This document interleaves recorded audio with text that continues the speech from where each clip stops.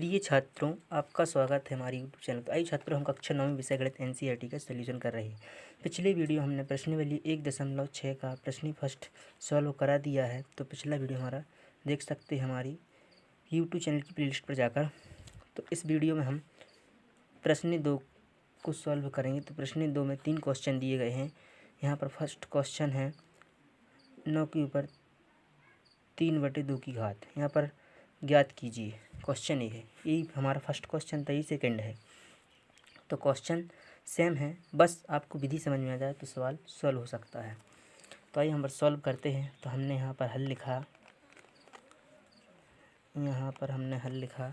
हल के बाद जो कुल हमारा सवाल दिया है हम सवाल लिखेंगे।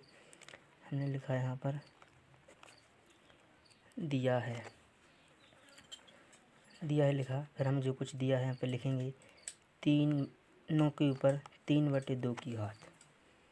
हमने लिखा 9 के ऊपर 3/2 की घात। तो अभी तक तो हमने समझा है कि अगर सवाल हम रफ में गए, हमने रफ पेज लिया और हम सबको समझा रहे हैं कि 9 के ऊपर 1/2 की घात होती, तो ये तो सिंपल सा होता कि x के ऊपर 1/2 की घात। तो हम ऐसे लिख सकते थे, x करनी x लिख सकते थे। लेकिन यहाँ पर 3/2 की घात है 9 के ऊपर। तो इसको हम कैसे समझ सकते हैं? जैसे हमने फेयर में गए तो फेयर हम लिख रहे हैं कि हम ऐसा लिख सकते हैं कि 9 के ऊपर 3 की घात कोष्टक बंद, कोष्टक के ऊपर 1/2 की घात। मुझे समझने का मतलब, हम रफ में गए, रफ में समझा रहा आपको कि यहाँ पर लिखा है कि 9 के ऊपर 3/2 की घात। तो हमने यहाँ पर लिख दिया है आप समझाने के लिए 9 के ऊपर 3 की घात पुस्तक बंद के ऊपर 1/2 की घात। अगर हम नेक्स्ट एग्जाम्पल ले सकते हैं, अगला एग्जाम्पल ले सकते हैं हम कि 9 के ऊपर 5/2 की घात है। तो इसको भी हम ऐसा लिख सकते हैं कि 9 के ऊपर 5 की घात पुस्तक बंद 1/2 की घात। ऐसा हम लिख सकते हैं। तो हम फेयर में गए तो बस सवाल अब इजी हो गया है कि सवाल वही बन गया है कि x के ऊपर 1/2 की घात। तो अब सवाल इजी हो गया है। तो हम सवाल को सॉल्व करेंगे तो लिखेंगे x के ऊपर 1/2 की घात बराबर हम क्या लिखते हैं, करनी x। तो x का मान हम सेम रखेंगे। तो हमने यहाँ पर करनी लिखा और x का मान जो कुछ था हम लिखेंगे 9 के ऊपर 3 की घात। तो बस घात का मतलब तो आप समझ गए होंगे। तो करनी यहाँ पर 9 के ऊपर 3 की घात लगी, तो यहाँ पर 9 को 3 बार लिखना है, 1 9 2 9 और 3 9। हमने 3 9 लिख दिए यहाँ पर। तो आगे हम सवाल को सॉल्व करेंगे तो लिख देंगे कि अब ये तो पता है कि आगे अगर संख्या नहीं लिखी रहती करने की आगे, तो हम यहाँ पर 2 के जोड़े निकालने पड़ते हैं, 2 का सेट निकालने पड़ता है।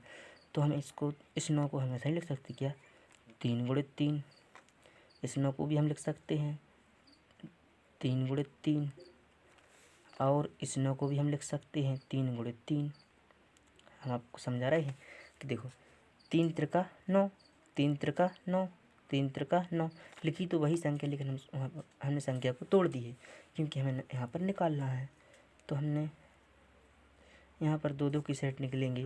तो हमने निकाला 1 3 यहाँ से निकलेगा, 1 3 यहाँ से निकलेगा और 1 3 यहाँ से निकलेगा। तो सवाल आगे सॉल्व होगा तो आ जाएगा 3 त्रिका 9 और 9 3 27। यही हमारा उत्तर होगा। तो सवाल बहुत इजी है, आपको बस विधि समझ में आ जाए तो सवाल बहुत इजी लगने लगता है। तो आइए हम सेकंड सवाल करते हैं। हमने यहाँ पर सेकंड सवाल लिखा। सेकंड सवाल है 32 के ऊपर 2/5 की घात। इस सवाल को हमें सॉल्व करना है। तो हमने हल लिखा, तो 32 के ऊपर 2/5 की घात। बस इसके पहले ही हमने एक जस्ट सवाल समझा है कि उसमें था कि 9 के ऊपर 3/2 की घात। इस पे है 32 के ऊपर 2/5 की घात। तो इसका मतलब, इसका मीनिंग यही है कि इसको हम ऐसे लिख सकते हैं कि 30 के ऊपर 2 की घात कोष्टक के अंदर कोष्टक बंद किया हमने और कोष्टक के ऊपर 1/5 की घात लिख सकते हैं हम इस प्रकार। तो बस आपको समझ में आ गया होगा कि हमने समझाया था आपको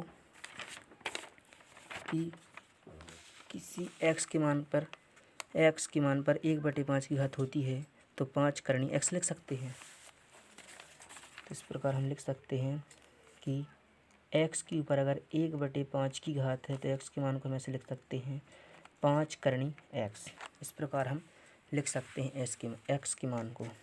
तो हमने यहाँ आगे सवाल को सॉल्व किया तो 5 हमने जाके तक लिखे करनी x का मान क्या था 32 के ऊपर स्क्वायर यानी कि 32 का वर्ग।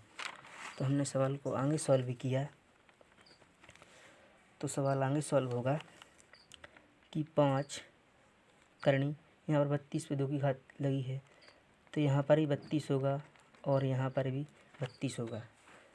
तो इसका मीनिंग ये है कि यहाँ पर 32 के गुणनखंड निकालना है और यहाँ पर भी 32 के गुणनखंड निकालना है।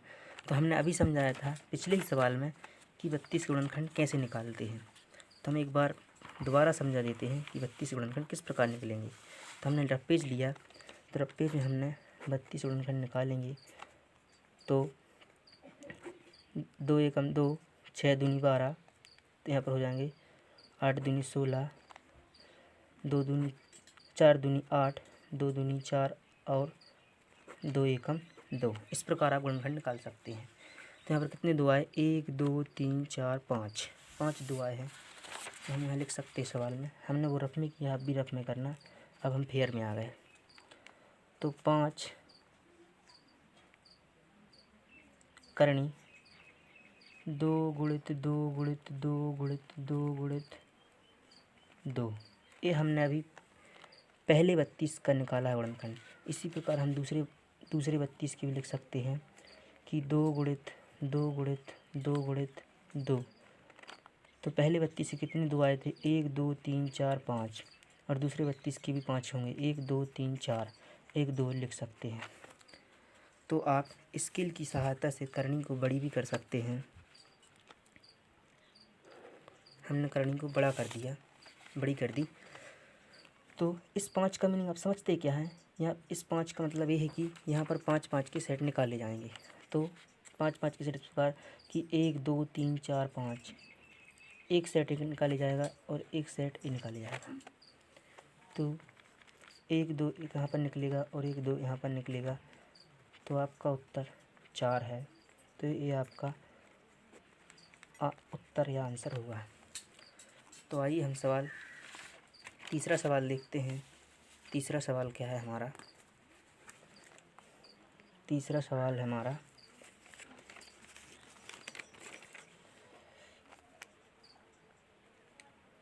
तीसरा सवाल है हमारा 16 के ऊपर 3/4 की घात। ये तीसरा सवाल है हमारा। तो 16 के ऊपर 3/4 की घात। तो हमने इसका हल लिखा। हल के बाद इस सवाल को सॉल्व करेंगे। तो जो कुछ दिया है वो दिया लिखेंगे। दिया है 16 के ऊपर 3/4 की घात। तो बस हमने अभी समझा इसके जस्ट पहले सवाल को कि 16 के ऊपर 3 की घात लिख देते हैं और कोष्टक बंद की पर 1/4 की घात यानी इस 3 को हम नीचे गिरा देते हैं। इसका मीनिंग यही होता है। यहाँ पर बस अब तो यही रूल आ गया जो हमने पिछले सवाल में किया है कि x के ऊपर 1/4 की घात। तो बस x के ऊपर 1/4 की घात बराबर होता है 4 करनी x। ये हमने आपको पहले सवाल में बताया था। तो बस x का मान लिख सकते हैं। बाकी सवाल हम ऐसा ही कर सकते हैं जैसा करते आए हैं। तो यहाँ लिख सकते हैं 4 करनी x की जगह x का मान रखेंगे 16 के ऊपर 3 की घात लिख दिया। तो आगे सवाल को सॉल्व करेंगे हम। 4 इस 16 के ऊपर 3 की घात मतलब है 16 को 3 बार लिख सकते 16 गुणित 16 गुणित 16। इस प्रकार हम 16 के गुणनखंड निकाल सकते हैं। तो यहाँ पर हम रफ में समझा देते हैं। यहाँ पर आपको 16 गुणनखंड किस प्रकार निकालते हैं। अब रफ में करना है कि 16 यानी कि 2 अट्ठे 16, 2 दूनी 4, 2 एकम 2 दूनी 4, 2 एकम 2। आप इस प्रकार निकाल सकते हैं। तो कितने 2 आए हैं, 1 2 3 4। तो यहाँ पर हम लिख सकते हैं 4 करनी पुस्तक के अंदर 2 गुणित 2 गुणित 2 गुणित 2, ये लिख दिया। अभी हमने पहली सूली के लिखे, अब हम दूसरी सूली के लिखेंगे 2 गुणित 2 गुणित 2 गुणित 2 गुणित 2, 1 2 3 4। अब हम तीसरे सूली के लिखें, तीसरे सूली के मान लिखेंगे 2 गुणित 2 गुणित 2 गुणित 2। कितने हो गए, 1 2 3 4, ये पहले के हो गए। 1 2 3 4 दूसरे के हो गए। 1 2 3 4 ये तीसरे के हो गए। इस प्रकार हम करणी को बड़ी लिख सकते हैं, बड़ी बना सकते हैं। स्केल की सहायता से आप भी बना सकते हैं। तो इस 4 का मीनिंग आप समझ गए होंगे कि यहाँ पर 4 4 के सेट निकलेंगे। तो यहाँ पर 4 का मीनिंग आप समझ गए होंगे कि 4 4 के सेट। तो एक सेट आपका ये बन रहा है, एक सेट आपका ये बन रहा है, एक सेट आपका ये बन रहा है। तो 2 यहाँ से बाहर निकालेंगे पहले सेट से, और 2 निकालेंगे सेकंड सेट से, और 2 निकालेंगे थर्ड सेट से। तो आपका आंसर 2 दूनी 4, 4 दूनी 8। तो ये आपका उत्तर हो जाएगा। तो आइए हम क्वेश्चन चौथा देखते हैं, क्योंकि इस प्रश्न 2 में 4 क्वेश्चन दिए थे। तो हम क्वेश्चन 4 को सॉल्व करते हैं।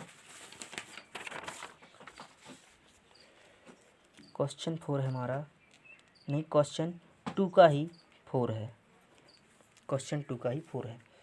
तो क्वेश्चन 2 का 4 है 125 के ऊपर 1 माइनस 1/3 की घात। इस सवाल को हमें सॉल्व करना है। तो इस सवाल को हम सॉल्व करते हैं। तो हमने हल लिखा, जो कुछ हमें मान दिया है वो हम लिखेंगे। दिया है 125 के ऊपर माइनस 1/3 की घात। पहले तो हम इसको प्लस में बनाएंगे। पहले हम प्लस में बनाएंगे। तो प्लस में बनाएंगे तो हम इस प्रकार बना सकते हैं कि 1/125 1/125 के ऊपर 1/3 की घात, इस प्रकार लिख सकते हैं। क्योंकि जब भी संख्या आपको प्लस माइनस में हो तो प्लस में इस प्रकार बन जाती है। तो बस इस प्रकार बन जाती है। तो बस नियम वही लागू होंगे कि 1/125 मीनिंग वही है कि x के ऊपर 1/3 की घात है, तो 3 करनी x ही होगा। तो यहाँ पर हम लिख सकते हैं कि करनी 125 और 3 आगे लिख सकते करनी के, क्योंकि नियम ए लगाना हमें, यही नियम लागू होगा यहाँ पर। तो हम यहाँ लिख सकते हैं 125 गुणनखंड।